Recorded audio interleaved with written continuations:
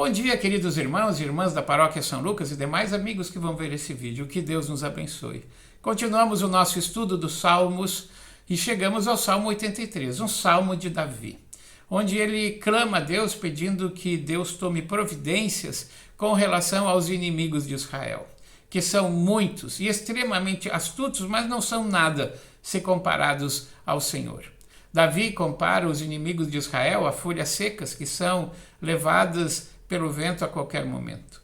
O povo de Deus jamais será destruído, embora seja afligido e perseguido. Ele não será destruído, porque o nosso Deus é o Senhor dos exércitos. Nós nos tornamos civilizados, aprendemos a controlar o medo, a angústia e até a raiva. Mas podemos chegar a Deus em oração, colocando para fora o que está agitando o nosso coração, preso na nossa garganta. Davi diz: perdi a paciência, acaba logo com eles, no versículo 13. Conforme Jesus nos ensina, quando formos orar, devemos entrar no nosso quarto e fechar a porta. Não só para não fazermos showzinho na frente de outras pessoas, mas porque também lá podemos falar sinceramente com o nosso Deus. Em oração podemos reclamar, xingar e até gritar. E diante de Deus, sendo sincero, eu posso falar o que eu estou sentindo. Muitas dessas coisas não cabe falar em público, mas que na falta dessa válvula de escape, eu acabo falando para os outros. E aí me torno agressivo, acabo ferindo, machucando pessoas e me tornando inimigo delas. Hoje as redes sociais são as praças de antigamente, o lugar onde as pessoas se juntavam para cobrar, xingar, ofender e brigar com os outros. Na internet, no anonimato, muitas pessoas são injustas, violentas e acontece o verdadeiro discurso de ódio contra outros que pensam diferente. Nós cristãos não devemos nunca fazer isso e não fazemos isso, mas experimentamos isso a toda hora quando a gente fala o que está na Bíblia, o que é a vontade de Deus. A situação de Israel, quando Davi compôs esse hino, era que haviam nações pagãs que buscavam destruí-la, planejavam tomar posse da sua herança, estavam se vangloriando, queriam se apossar dos jardins de Deus. Versículo 12. Aí entra outra questão. Até onde devo me defender? Devo lutar pela proteção e guarda daquilo que é do Senhor, quando ele é atacado e ofendido? Onde está o limite da tolerância e da defesa da fé?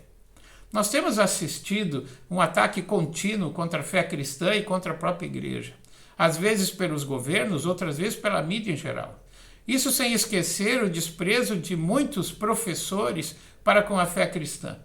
Qual de nós ou de nossos filhos não viu professores em sala de aula atacando a fé cristã, doutrinando contra a existência de Deus e do que ensina a Bíblia, tratando com desprezo jovens e crianças que manifestam a sua fé em Deus?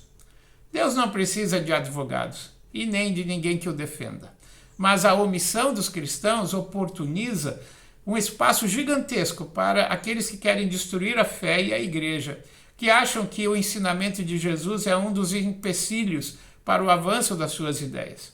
Gostam de dizer que a igreja está do lado do atraso, da crendice e que é ultrapassada. O avanço desse processo de secularização, que é uma vida sem Deus, está cada vez maior. Estão roubando os jardins de Deus e nós ficamos só assistindo. Nunca, jamais devemos enfiar goela abaixo a nossa fé na vida das pessoas. Mas também ninguém deve enfiar o seu ateísmo goela abaixo de nós ou de outras pessoas.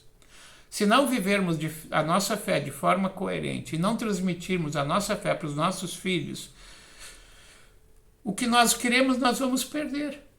Porque o outro lado se esforça ao máximo para fazer a cabeça deles e roubar deles a fé em Deus. Eu termino com as palavras do Salmo que iniciam esse Salmo. Ó Deus, não emudeças, não fique em silêncio, nem te detenhas, ó Deus. Vê como se agitam os teus inimigos, como os teus adversários te desafiam de cabeça erguida. Com astúcia conspiram contra o teu povo. Queridos amigos e irmãos, que a nossa fé esteja realmente firmada em Deus, isto é, na sua palavra. Ele vai nos proteger. E que a gente esteja ensinando isso para os nossos filhos. Confie em Deus, obedeça, creia, porque Deus nos ama e sabe o que é melhor para nós. Amém.